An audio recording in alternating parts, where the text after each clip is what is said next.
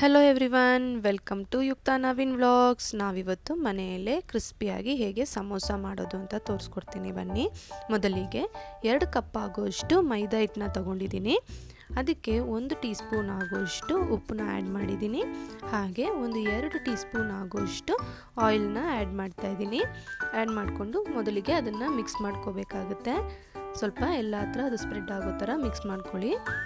ಆಮೇಲೆ ಅದಕ್ಕೆ ಬೇಕಾದಷ್ಟು ನೀರನ್ನ ಸೇರಿಸ್ಕೊಂಡು ಸ್ವಲ್ಪನೇ ನೀಟಾಗಿ ಚಪಾತಿ ಹಿಟ್ಟನ್ನ ಅದಕ್ಕೆ ಮಿಕ್ಸ್ ಮಾಡ್ಕೊಳ್ಳಿ. ನೀಟಾಗಿ ನಾದ್ಕೋಬೇಕಾಗುತ್ತೆ. ಅದನ್ನು ತುಂಬ ಗಟ್ಟಿಯಾಗೂ ಬೇಡ, ತುಂಬ ತೆಳುವಾಗೂ ಬೇಡ. ನಾವು ಚಪಾತಿ ಹಿಟ್ಟಿಗೆ ಕಲಿಸ್ಕೊಳ್ತೀವಲ್ಲ ಅಷ್ಟೇ ಇರಲಿ.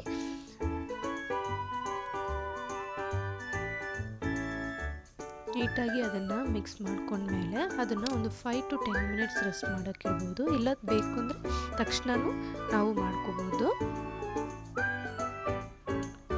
ಜಸ್ಟ್ ಒಂದು 5 ಮಿನಿಟ್ಸ್ ಇಟ್ಟರೆ ಸಾಕಾಗುತ್ತೆ. ನೋಡಿ, ಈಗ ಇದಾಗಿದೆ. ಈಗ ಒಂದು ಬೌಲಿಗೆ ನಾನು ಕಟ್ ಮಾಡಿ ಇಟ್ಕೊಂಡಿರುವ ಈರುಳ್ಳಿನ ಆ್ಯಡ್ ಮಾಡ್ತಾಯಿದ್ದೀನಿ. ಒಂದು 2 ಮೀಡಿಯಮ್ ಸೈಜ್ ಈರುಳ್ಳಿನ ಕಟ್ ಮಾಡಿ ಇಟ್ಕೊಂಡಿದ್ದೀನಿ. ಹಾಗೆ ಒಂದು ಸ್ವಲ್ಪ ಹಸಿಮೆಣಸಿನ್ಕಾಯಿ, ಸ್ವಲ್ಪ ಕೊತ್ತಂಬರಿ ಸೊಪ್ಪು ಹಾಕಿದ್ದೀನಿ. ಹಾಗೆ ಇದಕ್ಕೆ ರುಚಿಗೆ ತಕ್ಕಷ್ಟು ಉಪ್ಪು, ಹಾಗೆ ಸ್ವಲ್ಪ ಖಾರದ ಪುಡಿನ ಆ್ಯಡ್ ಮಾಡ್ತಾಯಿದ್ದೀನಿ.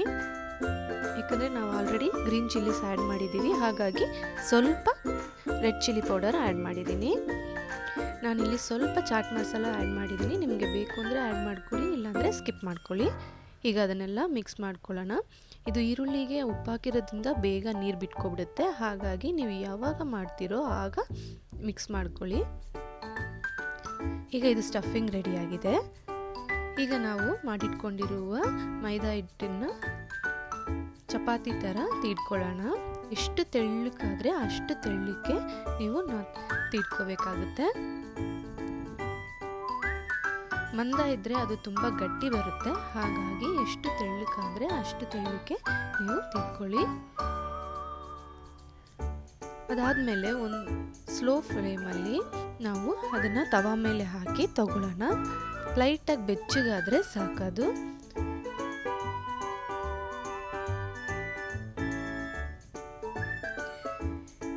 ನೀವಿನ್ನೂ ನಮ್ಮ ಚಾನಲ್ನ ಸಬ್ಸ್ಕ್ರೈಬ್ ಮಾಡಿಲ್ಲ ಅಂದರೆ ನಮ್ಮ ಚಾನಲ್ಗೆ ಸಬ್ಸ್ಕ್ರೈಬ್ ಮಾಡ್ಕೊಳ್ಳಿ. ಈ ಥರ ಇಂಟ್ರೆಸ್ಟಿಂಗ್ ವೀಡಿಯೋಸ್ಗೆ ನಮ್ಮ ಚಾನಲ್ನ ಫಾಲೋ ಮಾಡಿ.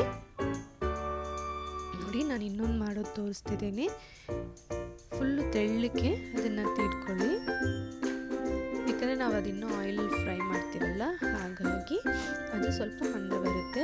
ಇದು ಮೈದಾ ಆಗಿರೋದ್ರಿಂದ ನೀವು ಗೋಧಿ ಹಿಟ್ಟಲ್ಲೂ ಮಾಡ್ಕೋಬೋದು. ಬಟ್ ಅದು ನಿಮಗೆ ಸ್ಟ್ರೀಟ್ ಸ್ಟೈಲಲ್ಲಿ ಸಿಗುವಂಥ ಸಮೋಸ ಥರ ಟೇಸ್ಟ್ ಸಿಗಲ್ಲ. ಬಟ್ ಅದು ಚೆನ್ನಾಗೇ ಇರುತ್ತೆ.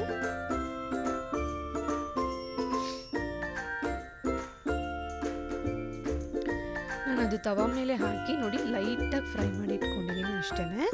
ಈಗ ಅದನ್ನು ಸೈಜ್ ನೋಡಿಕೊಂಡು ನಾವು ಕಟ್ ಮಾಡ್ಕೊಳ್ಳೋಣ. ನಿಮಗೆ ದೊಡ್ಡದಾಗಿ ಸಮೋಸ ಮಾಡ್ತೀರಾ ಅಂದರೆ ನೀವು ದೊಡ್ಡದಾಗಿ ಕಟ್ ಮಾಡ್ಕೊಳ್ಳಿ. ಅದೇ ನೀವು ಚಿಕ್ಕ ಚಿಕ್ಕ ಸಮೋಸ ಮಾಡ್ತೀರಾ ಅಂದರೆ ಚಿಕ್ಕದಾಗಿ ಕಟ್ ಮಾಡ್ಕೊಳ್ಳಿ. ನಾನಿಲ್ಲಿ ಚಿಕ್ಕ ಸಮೋಸ ಮಾಡ್ತಾಯಿದ್ದೀನಿ, ಹಾಗಾಗಿ ಚಿಕ್ಕದಾಗಿ ಕಟ್ ಮಾಡ್ಕೊಂಡಿದ್ದೀನಿ. ನೋಡಿ, ಈಗ ಸಮೋಸದ ಶೇಪ್ ಮಾಡೋದನ್ನು ತೋರಿಸ್ತಾ ಇದ್ದೀನಿ. ಈಗ ಈ ಥರ ಟ್ರಯಾಂಗಲ್ ಶೇಪಲ್ಲಿ ಫಾರ್ಮ್ ಮಾಡಿಕೊಂಡು ಅದರೊಳಗಡೆ ನಾವು ಸ್ಟಫಿಂಗ್ ಇಟ್ಕೊಳ್ಳೋಣ. ನಾನು ಆಲ್ರೆಡಿ ಒಂದು 2 ಟೀ ಸ್ಪೂನ್ ಆಗುವಷ್ಟು ಮೈದಾನ ನೀರಲ್ಲಿ ಕಲಸಿಟ್ಕೊಂಡಿದ್ದೀನಿ. ಅದನ್ನು ಈಗ ಪೇಸ್ಟ್ ಥರ ಮಾಡಿ ನಾವು ಅದನ್ನು ಅಪ್ಲೈ ಮಾಡ್ಕೊಳ್ಳೋಣ. ಆಗ ಎಲ್ಲ ಸೈಡು ನೀಟಾಗಿ ಕ್ಲೋಸ್ ಆಗುತ್ತೆ. ನೋಡಿ, ನಾನು ಇನ್ನೊಂದು ತೋರಿಸ್ಕೊಡ್ತಾ ಇದ್ದೀನಿ. ಈ ಥರ ಟ್ರಯಾಂಗಲ್ ಶೇಪಲ್ಲಿ ಫೋಲ್ಡ್ ಮಾಡಿದ್ರೆ ನಿಮಗೆ ಈಸಿಯಾಗಿರುತ್ತೆ. ಆಗ ಯಾವ ಕಡೆನೂ ನಿಮಗೆ ಹೋಲ್ ಬರಲ್ಲ. ಹೋಲ್ಸ್ ಇದ್ರೆ ಏನಾಗುತ್ತೆ, ಒಳಗಡೆ ಎಲ್ಲ ಎಣ್ಣೆ ಹೋಗುತ್ತೆ. ಹಾಗಾಗಿ ಇದು ಈರುಳ್ಳಿಯಲ್ಲಿ ತ್ಯಾವನಾಂಶ ಇರುತ್ತಲ್ಲ, ನೀರಿನಂಶ, ಅದು ಸಿಡಿಯುತ್ತೆ ಎಣ್ಣೆಲಿ ಹಾಕಿದಾಗ. ಹಾಗಾಗಿ ಯಾವ ಕಡೆನೂ ಹೋಲ್ಸ್ ಇಲ್ದಿರಂಗೆ ನೀಟಾಗಿ ಕ್ಲೋಸ್ ಮಾಡ್ಕೊಳ್ಳಿ. ನೋಡಿ, ನಾನೆಲ್ಲ ಮಾಡಿಟ್ಕೊಂಡಿದ್ದೀನಿ. ಈಗ ಇದನ್ನು ಎಣ್ಣೆಯಲ್ಲಿ ಲೋ ಟು ಮೀಡಿಯಮ್ ಫ್ಲೇಮಲ್ಲಿ ಇಟ್ಕೊಂಡು ಫ್ರೈ ಮಾಡ್ಕೊಳ್ಳೋಣ. ಆಗ ಅದು ಮೇಲೇನೂ ಚೆನ್ನಾಗಿ ಬೇಯಬೇಕಾಗುತ್ತೆ. ಒಳಗಡೆನೂ ನಾವು ಯಾವುದೂ ಫ್ರೈ ಮಾಡಿಲ್ಲ, ಹಾಗೆ ಹಸಿದು ಹಾಕ್ಕೊಂಡಿದ್ದೀವಿ. ಹಾಗಾಗಿ ಅದನ್ನು ಚೆನ್ನಾಗಿ ಫ್ರೈ ಆಗಬೇಕು. ಸೊ ಲೋ ಟು ಮೀಡಿಯಮ್ ಫ್ಲೇಮಲ್ಲೇ ಇಟ್ಕೊಂಡು ಫ್ರೈ ಮಾಡ್ಕೊಳ್ಳಿ. ಹೈ ಫ್ಲೇಮಲ್ಲಿ ಇಟ್ಟರೆ ಮೇಲೆ ಮಾತ್ರ ಸೀದೋಗುತ್ತೆ, ಒಳಗಡೆ ಬೆಂದಿರಲ್ಲ. ನೋಡಿ, ಇದು ಫ್ರೈ ಆಗ್ತಾ ಇದೆ. ಈಗ ಟೇಸ್ಟಿಯಾದ ಕ್ರಿಸ್ಪಿಯಾದ ಸ್ಟ್ರೀಟ್ ಸ್ಟೈಲ್ ಸಮೋಸ ರೆಡಿಯಾಗಿದೆ. ಆನಿಯನ್ ಸಮೋಸ ಟ್ರೈ ಮಾಡಿ ನೋಡಿ. ನಿಮಗೆ ಈ ವಿಡಿಯೋ ಇಷ್ಟ ಆಗಿದರೆ ಲೈಕ್ ಮಾಡಿ, ಶೇರ್ ಮಾಡಿ, ಕಮೆಂಟ್ ಮಾಡಿ, ಮರೀದೆ ಸಬ್ಸ್ಕ್ರೈಬ್ ಮಾಡಿ.